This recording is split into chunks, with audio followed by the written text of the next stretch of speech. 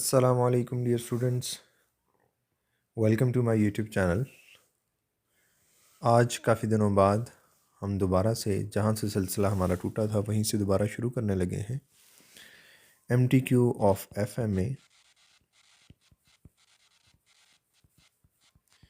अभी तक हम 11 MTQs कर चुके थे।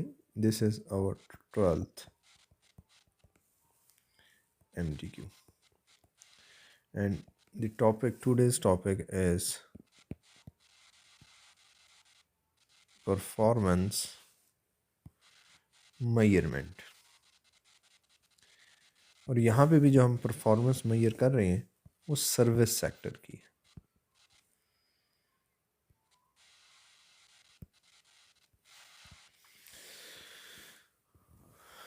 लास्ट एक वीक क्योंकि आपको पता है स्किल्स लेवल के एग्ज़ाम चल रहे थे, काफ़ी सारे मॉक्स डिस्कशंस क्रैश कोर्सेज की वजह से मैं वीडियोस रिकॉर्ड नहीं कर चुका।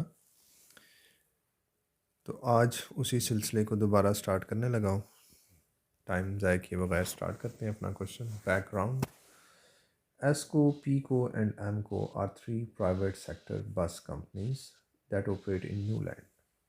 All three companies operate a mixture of long distance routes and shorter routes into the principal towns and cities of Newland.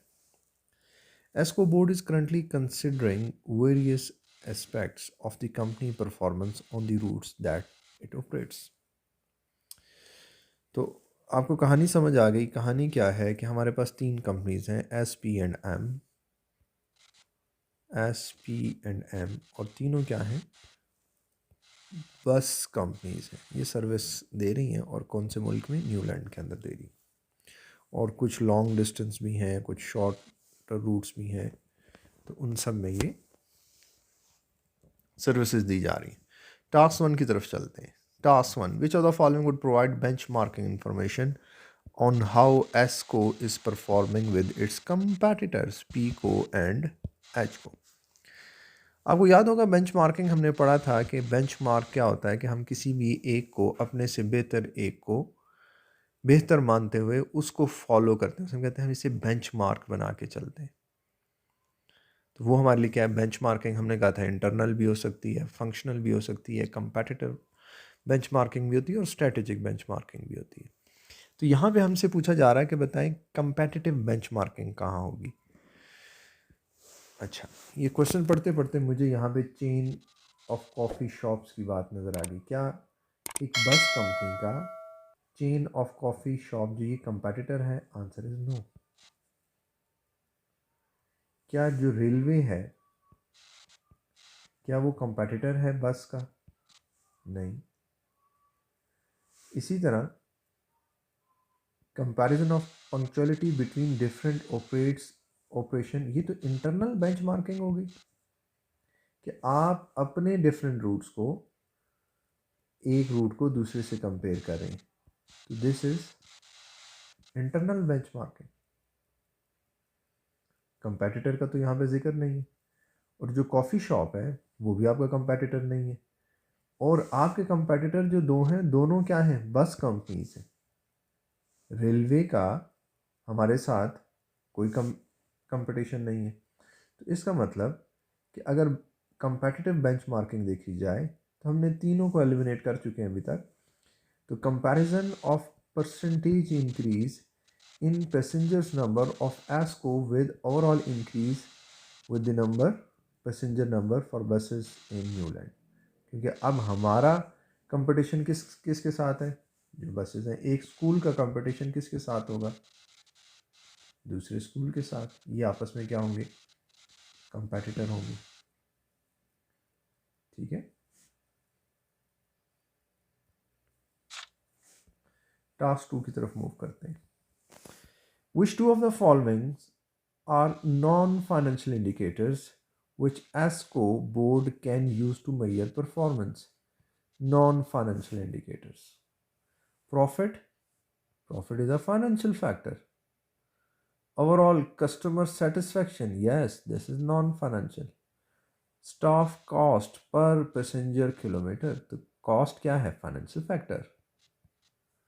Number of services arriving on the scheduled time. This is also a non-financial indicator. तो आपने देखा कितनी आसान से question से जब तक मैं करवा रहा होता हूँ अक्सर क्लास में भी ऐसा ही होता है। टास्क 3 की तरफ मूव करते हैं। Which of the following help ESCO improve performance in relation to internal process perspective of the balance scorecard? आपको याद होगा बैलेंस स्कोर कार्ड में हम 4 पर्सपेक्टिव से चीज़ों को देखते हैं।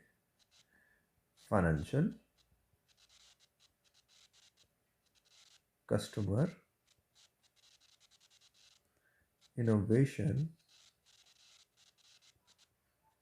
And internal process. कहते हैं इंटरनल प्रोसेस से रिलेटेड क्या होगा? Providing a free coffee and tea to customer. I guess this is customer perspective. Increasing number of routes. Routes बढ़ाने से कस्टमर सेटिस्फेक्शन भी होगी, फाइनेंशियल फैक्टर ज़्यादा होगा आपका। Using a loyalty card allowing regular customer for free journeys. This is again customer perspective. Regular maintenance of engines to allow efficient use. तो ये हमारा इंटरनल प्रोसेस हो सकता है कि हम अपने इंटरनल प्रोसेस में मेंटेनेंस, रेगुलर मेंटेनेंस करें ताकि हम बेहतर तौर पे काम कर सकें। हमारा इंटरनल प्रोसेस ये। टास्क 4 की तरफ मूव करते हैं। टास्क 4 में क्या कहता है जी? 4 मार्क्स के लिए है। कहता है as we are looking at ESCO owns performance in detail, ESCO board has been looking at how it has been performing in relation to the other bus operating companies. The following information has been supplied for the 3 companies for 20x1. तो ये 3 हमारे पास companies का data दिया गया है और हमसे क्या कहा जा रहा है? Rank ESCO as 1, 2 or 3 in relation to its competitors according to the following criteria, with 1 being the lowest and 3 being the highest. तो इन बॉक्सेस में हमने कैलकुलेट नहीं करना, इसमें जस्ट हमने 1, 2, 3 लिखना है। ठीक है, अब इस क्वेश्चन को कैसे करेंगे? सबसे पहले देखें operating cost per passenger kilometre travelled. Operating cost, तो हमारे पास 3 कंपनीज हैं और हम तीनों की ऑपरेटिंग कॉस्ट देखें 26,100, 23,600, 26,100, 23,600 और जो हमारे पास थर्ड है वो 25,200। This is the cost, operating cost. अब हमने ऑपरेटिंग कॉस्ट कैसे फाइंड करनी है? Operating cost per passenger kilometre travelled. अच्छा, देखिए ये नंबर ऑफ पैसेंजर्स हैं, ये किलोमीटर एवरेज ट्रैवल्ड है। इसका मतलब इस कंपनी का कैसे निकलेगा? 1330 मल्टीप्लाई बाय 53। इधर कैसे निकलेगा? नंबर ऑफ पैसेंजर 1260 और ऑन एवरेज एक कस्टमर कितने किलोमीटर ट्रैवल करता है? 45। इसी तरह इसके कस्टमर कितने हैं? 1310 मल्टीप्लाई बाय 42। तो देखें ये हमारे पास क्या है? नंबर ऑफ पैसेंजर्स, और ये क्या है? Average length. तो उसने क्या कहा है? कॉस्ट पर पैसेंजर, तो नंबर ऑफ पैसेंजर चाहिए उसके लिए। किलोमीटर ट्रैवल के लिए number of passengers multiply by kilometre travel. तो operating cost divided by these. तो आपने क्या करना है? क्राइटेरिया कैसे देखना है? 3 हाईएस्ट होगा और 1 लोएस्ट होगा। तो आपने एस कंपनी को डाटा को इसके अकॉर्डिंगली रैंक कर देना है 1, 2 और 3। तो उम्मीद है आपके पास कैलकुलेटर है इस टाइम। अगर नहीं है तो वीडियो को आप यहाँ पे पॉज करें और कैलकुलेटर उठा के फाइंड कर लें 1, 2, 3 कौन सा रैंक आ रहा है।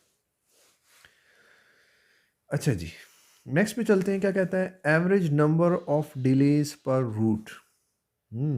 Average number of delays per route. तो देखें, number of buses delayed, number of buses delayed.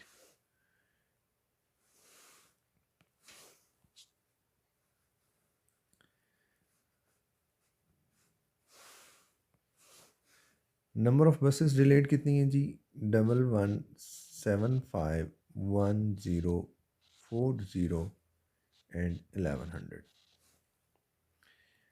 पर रूट कहा जा रहा है। तो इसका मतलब रूट से हम डिवाइड कर देते हैं। तो number of routes are 21, 24 and 27। तो हमें यहाँ से भी क्या मिल जाएगा? हमने उसी तरह रैंक करना है 1, 2 और 3 में। अगर एस का हाईएस्ट होगा तो वो क्या होगा? 3। आपस में इन तीनों को हम कंपेयर कर लेंगे। ठीक है, और उम्मीद है आपने पिछली ऑप्शन में कैलकुलेटर उठा लिया होगा। नेक्स्ट थर्ड पॉइंट क्या है? Average length of delay. Average length of delay, यहाँ पे अगर हम देखें, मैं आपके लिए स्क्रीन थोड़ी सी साफ कर दूं।